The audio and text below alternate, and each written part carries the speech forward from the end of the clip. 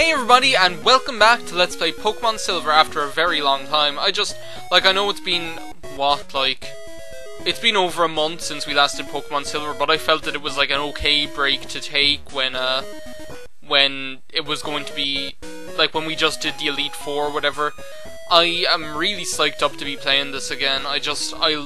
I think it's the weather. I really do, because as I'm recording this, it is, let me see what date it is, 29th of August, and I'm just getting that autumn feeling. For those of you who don't know already, I absolutely adore autumn and those cold, wet, damp, brown days. I can't get enough of it, so. Welcome to Fast Ship SS Aqua. Will you be boarding today, sir? Yes. May I see your SS ticket, sir? And I loved the way they kept flashed from red, blue, and yellow. I adore it. But, yeah, this autumn weather, like, it's starting to get autumny now, because we're going to be going into September, and it's just, I don't know what it was the other day, the weather just turned, and it's like, the weather is still the same, we're still getting this, oh, hello there. Whoa! Excuse me, son, I was in a hurry. My granddaughter is missing. She's just a wee girl. If you see her, please let me know. Oh, dear, that's quite a pickle. This is nice music. Hold on a sec. I haven't heard this music in years, because, like, as I said, I haven't played Gold and Silver in years. This is our cabin, isn't it? Here's your cabin. If your Pokemon are hurt, take a nap in the bed. That'll heal them. Heal them up real nice. Oh yeah, and we can also get Pokemon out, but I already have Pokemon out because I sorted out what I wanted to. I brought like the ones that we did. I didn't bring any that we used in the Elite Four because we need to give like other Pokemon a time to shine, you know. But yeah, I don't know, because the weather's still the same.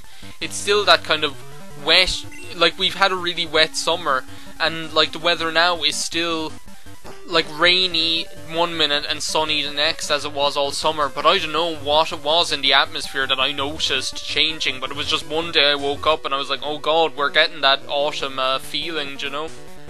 Are you alone? Then let's battle. Oh dear. I don't know what it was, because the weather's exactly the same as it was like 2 weeks ago. It's just, I don't know what it is about.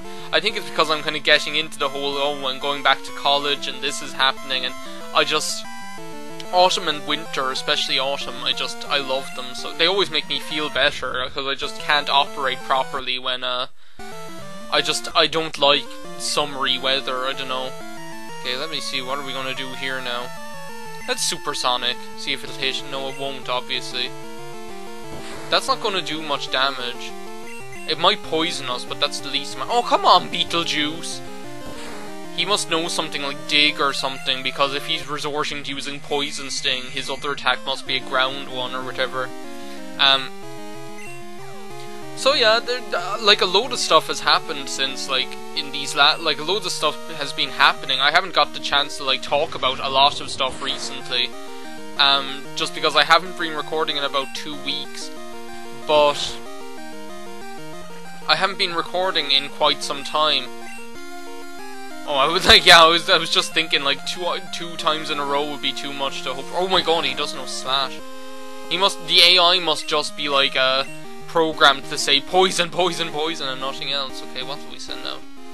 Let's send out George. George is going to be Lorge and then George. But, yeah, I haven't been recording in a while, and the last story, I hardly ever get the chance to talk about, like, rant on like I do in these videos, just because of the kind of game it is. Paper Mario, I can see myself getting into the groove of kind of talking about stuff, but Pokemon Silver is really where it's at for me, just having the chance to talk to you guys, unless I do a Let's Live, obviously, but, I mean, that's, you know, I don't know. I haven't been doing, I only ever really do them if I need to address something important or keep you guys abreast of a certain situation. But, oh, Beetlejuice grew to level 29, that's great. So yeah, we're just here on the SS Aqua. The stuff that's been going on recently, okay, what has been going on? I'm going back to college, doing just music. Well, going back to university, I'm going to be doing only music now, this year. And the good thing is, I thought that it was, like, you guys might remember that I might have talked about this. I really don't like having to choose my modules in university, Joe, like having to play the game of bidding for modules and trying to get into them and stuff. So I'm always kind of worried around this time of the year, especially with music, because the thing is, it gets harder and harder to choose things that you're going to like as you go on, because the way music is done in UCC is that it's 4 years or whatever, and for first year everyone's together, like it's all first years only in each class. But for second, third and fourth year, every class is mixed of second, third and fourth years, which makes sense to me, because to my mind, in a module like music, you're not really learning special skills. Well, not the way UCC does it, because it's mostly musicology and things like that, and scholarship as opposed to actually practical music. But oh, that's the guy who can't find his granddaughter. Yeah, we're going to have to help them. I think it's programmed just to like end when you find the daughter or whatever.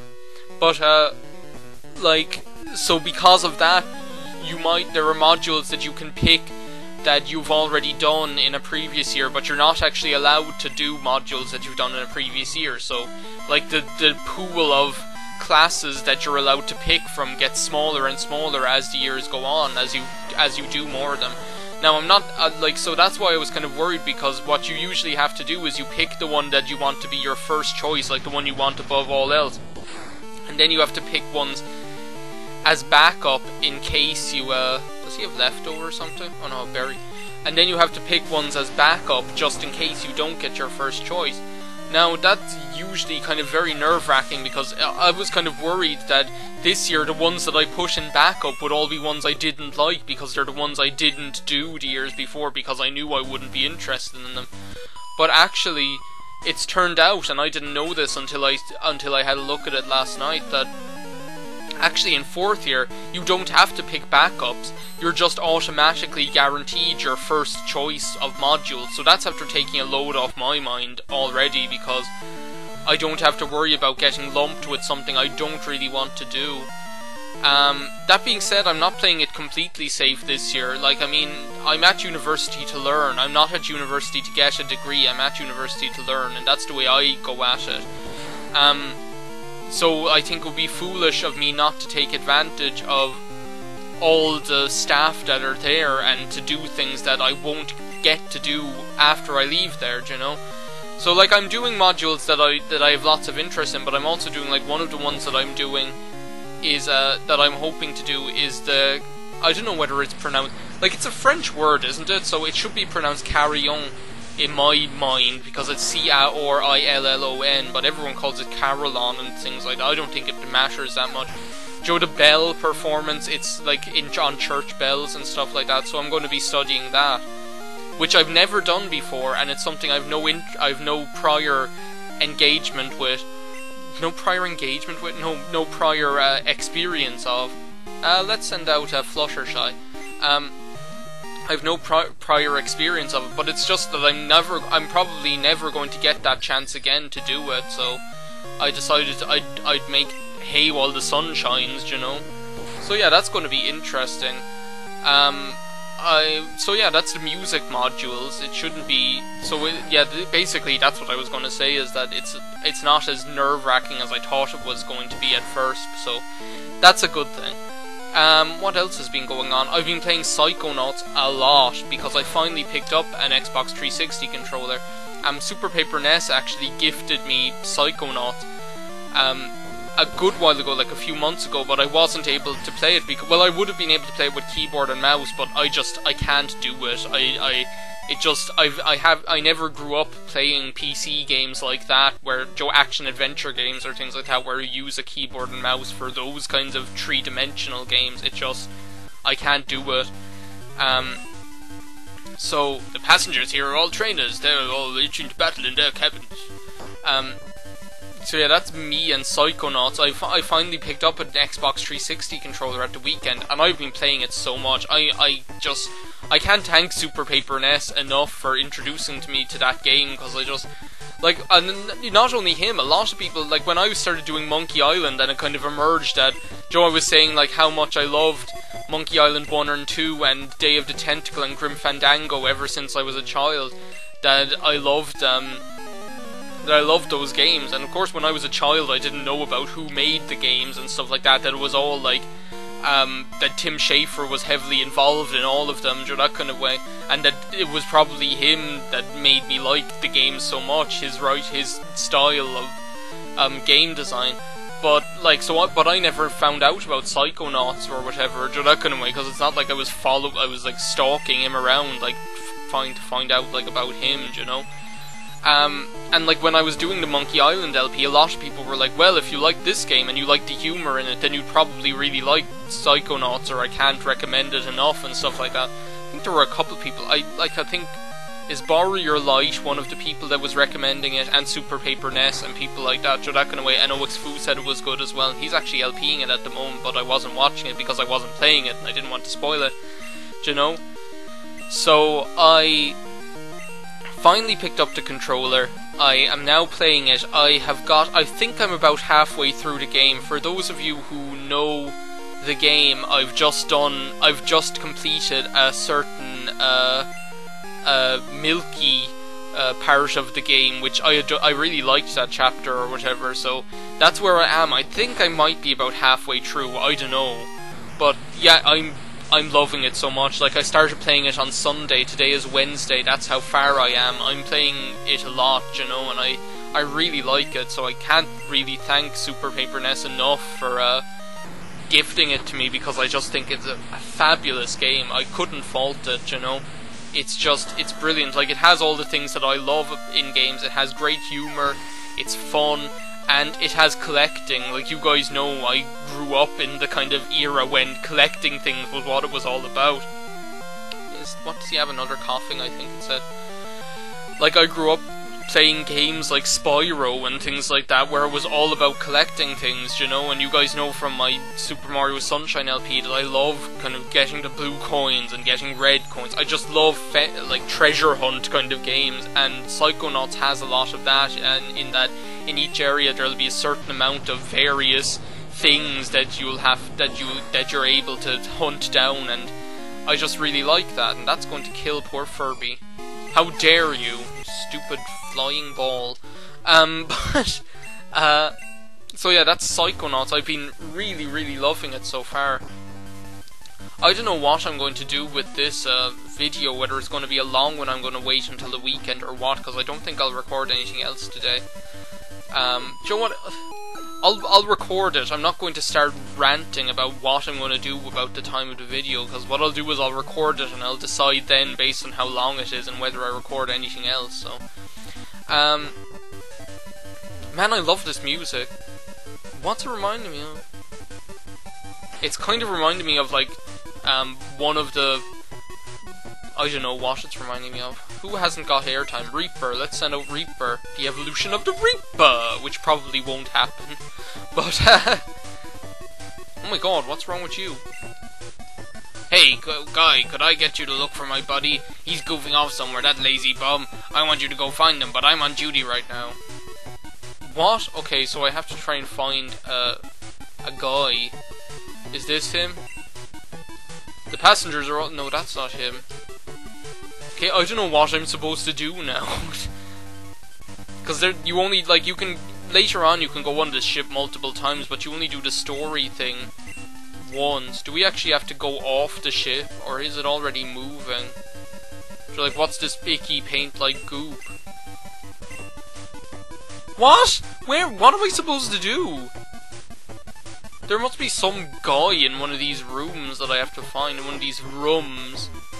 Is that him? No, that's the hiker. Need to find a sailor. A girl sailor? Oh, this is him. He just appeared in there. Yeah, I'm a sailor, alright. I wasn't goofing off. This cabin was vacant, so I just took a quick nap. Ah, forget it. Let's battle. So what else has been going on? I went to a production of Dido and Aeneas in the Cork Opera House the other night. For those of you who don't know, Dido and Aeneas is a 17th century English opera by Henry Purcell, based on like the Aeneid by Virgil or whatever. And oh my god, this was a good choice. Good choice! Like in Mario Party 4, good choice! But,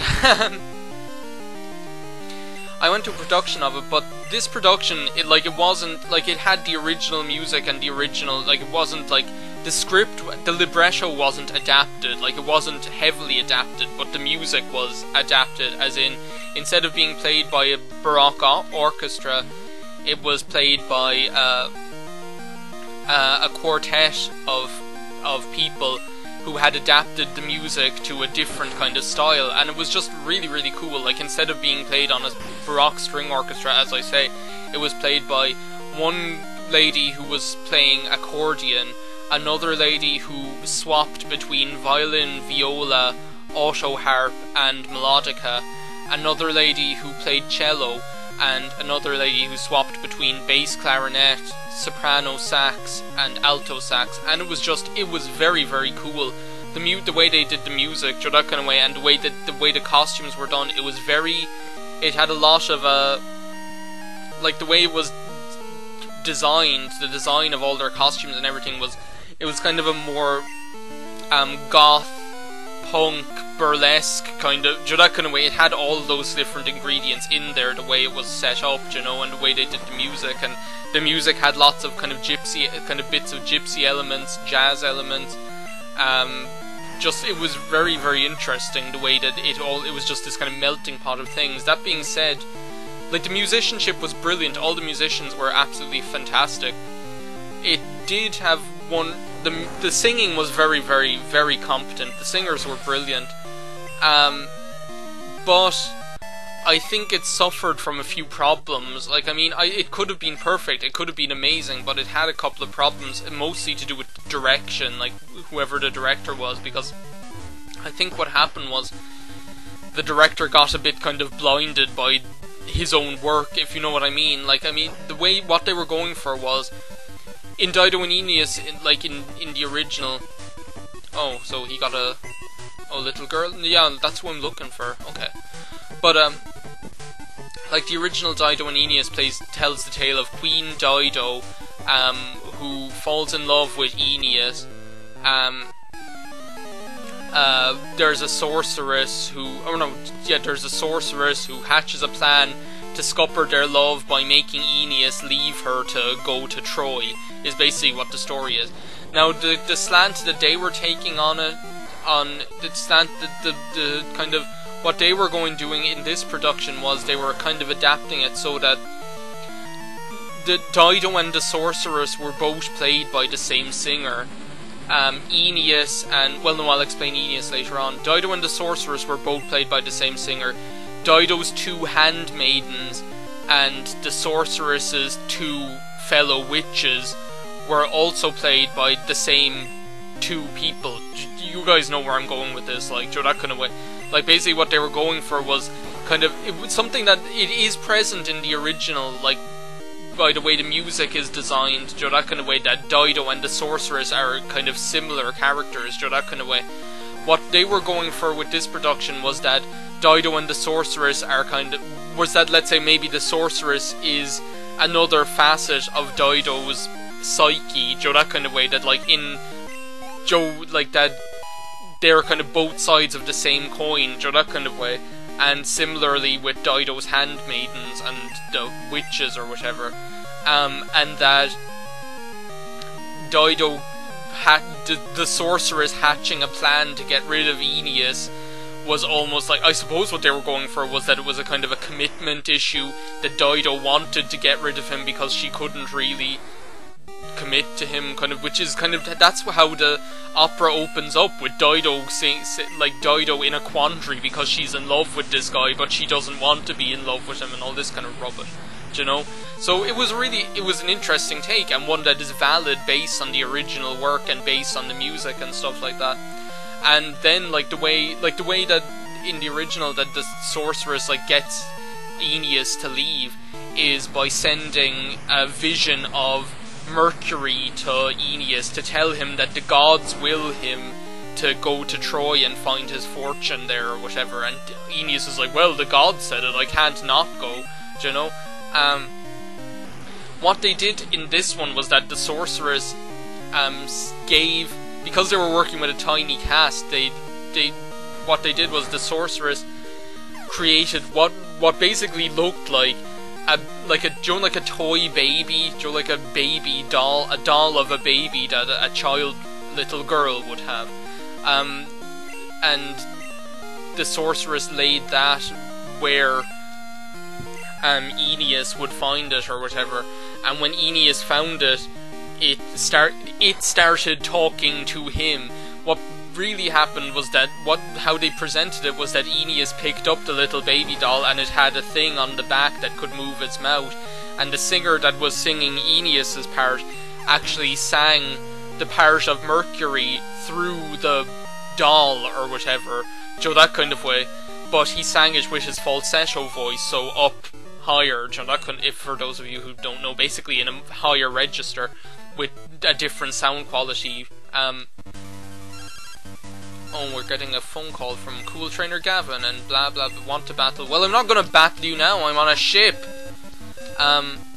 So basically where they were going with that, I think, was that Aeneas was as much giving himself an excuse to go away and to leave Dido as much as he was being sent away, that kind of way. There are a few complications there in that there's a bit of conflict of, well, it doesn't make 100% sense when you look at it that way, but it slides, if you know what I mean. I thought it was cool. Direction issues were that, especially in the beginning, like, because they were only using 4 musicians, and because between those 4 musicians they were playing some 10 instruments or more, there were lots of kind of picking things. And one thing I didn't mention, which was cool, was that all the musicians were on stage, whereas usually the orchestra is invisible. The 4 musicians who were playing the music were actually on stage as part of the show, that kind of way, as part of the opera. And this is why this becomes an issue, that they were only 4 and they were playing so many more instruments. There was a lot of kind of putting things down and picking stuff up, which for the most part was done well, but there were parts where it just kind of got distracting, and rather than kind of complimenting the singers, they kind of distracted, that kind of way, and the fact that the instrumentalists were on stage was a kind of more of a distraction than anything. A lot of the time it did actually work really well, but I just felt that the singers they kind of got overshadowed at a lot of points, Another thing that happened was that, like, because this is one thing that I kind of feel was a real problem, is that the danger with having, let's say, the same singer play 2 different roles is that if you don't put enough work into it, there's a danger that the audience won't realise that they're 2 different characters, that kind of way. And a lot of people didn't realise that, just because I don't think enough work was done with lighting and with direction to make it obvious that they were 2 different characters, that kind of way. Like, I think the singers did a really good job in that, like, let's say the 3 female singers, in that when they were Dido and the handmaidens, they were very good as them, and when they changed to being the sorcerers and the witches, they were what they were supposed to be. They were funny, they were comedic, they were witchy, that kind of way, and they are supposed to be like that, and they did a really good job, and they did a really good job at changing facial expression, but there was no costume change whatsoever. Now that would have been okay if... Oh my god, that is so cheap! Beetlejuice nearly took you out, you fucker, and now that, like, oh, stupid Raticate. Well look, I'm faster than you. I just think, like, that would have been okay that there was no costume change if lighting had made it extra apparent, that kind of way, but it didn't. I think that was a problem. Like, I think the fact that, like, I knew what was going on because I have so much prior experience of that particular opera. I've done study on it. I know it very well. So that didn't matter to me, but I did realise that, well, if you hadn't known the opera and you hadn't known that's what they were going for, would you really notice that? Would it be that obvious that they were, that the actors and the actors and actresses were playing 2 different characters, I don't think so. I think it was a bit dubious and a bit weird, you know, that kind of way. So I think that was a problem. Another problem that I had with direction was that there were, like, for those of you who know the opera, Dido's big number at the end is, it's often called Dido's Lament. It's called When I Am Laid in Earth, because you call them by the first line or whatever. When I'm Laid in Earth is her first, or not her first, it's her last number, and it's a big one. And like when the singer, like I know who the singer is, Cara O'Sullivan was singing as Dido. When she started that, they had, like, the set was cool. They had, like, these floating shards is what they looked like, that they were able to adjust and move. Floating shards on the stage or whatever. Just these weird shapes, you know. And when she started her number, this big, enormous one, like previously they had been starting to kind of drop these shards towards the ground until they weren't floating, they were just laying on the ground. I don't know whether that was to symbolise her world falling or what, her sky is falling, you know. But, like, it was very distracting. I thought that, like, the one that was left, they started descending that in, like, at the beginning of When I'm Laid in Earth, her big number, because, like, she's singing, and all of a sudden you have this big thing at the side of the stage, on stage right, that's just kind of descending towards the ground really weirdly, and I don't know, I just thought it was very distracting, and I thought it was a flaw, but, like, as I say, I don't know. I'm bored, I want to play more. Hi, will you play with me? Oh, Grandpa's worried about me. I have to go. I have to go find Grandpa. Okay. Wait a second, what's that reminding me? Grandpa! Who says Grandpa like that? I don't know. Grandpa! Here I am. I was playing with the captain and this guy. Were you rubbing his back? Harry, wasn't I heard you entertained my granddaughter? I want to thank you for that. I know I'd like you to have this. And we received a metal coat, which we could use to evolve Reaper, but I don't have any way of trading. If I had a second transfer pack, I'd be able to do it.